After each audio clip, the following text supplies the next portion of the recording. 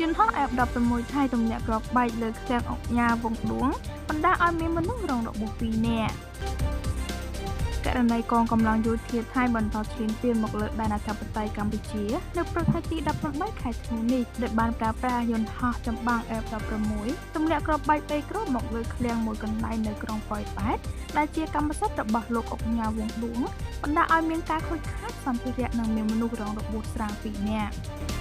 នេះបើតាមអ្នកនាំពាក្យរងក្រសួងមហាផ្ទៃលោកទូលសុខៈអ្នកនាំពាក្យរងក្រសួងមហាផ្ទៃបានឲ្យដឹងនៃរុស្ស៊ីថ្ងៃប្រហ័សនេះថានាព្រឹកថ្ងៃទី18ខែធ្នូឆ្នាំ2025យន្តហោះ F16 របស់ថៃបានទម្លាក់គ្រាប់ចំនួន3គ្រាប់ចូលតំបន់ទីប្រជុំជនស៊ីវិលរបស់កម្ពុជាភូមិផ្សារកណ្ដាលសង្កាត់ផ្សារកណ្ដាលក្រុងប៉ោយប៉ែតខេត្តបន្ទាយមានជ័យបណ្ដាឲ្យខូចខាតអគារមួយខ្នងដំបូលឃ្លាំងអុកញ៉ាវងដួងផ្នែកខាងត្បូងសម្ភារៈមួយចំនួនទៀតនិងមានអ្នករងរបួសស្រាល2នាក់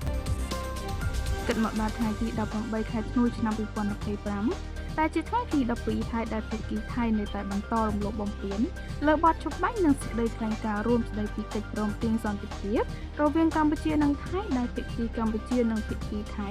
បានចុះហត្ថលេខាកាលពីថ្ងៃទី26ខែតុលាឆ្នាំ2025នៅថ្ងៃទី18ខែធ្នូនេះយោធាថៃបានប្រើប្រាស់យន្តហោះចម្បាំង F16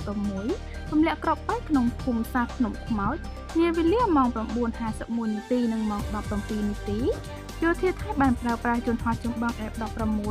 ទម្លាក់គ្រាប់បែកក្នុងភូមិសាស្ត្រពាក់ស្បែកខេត្តព្រះវិហារ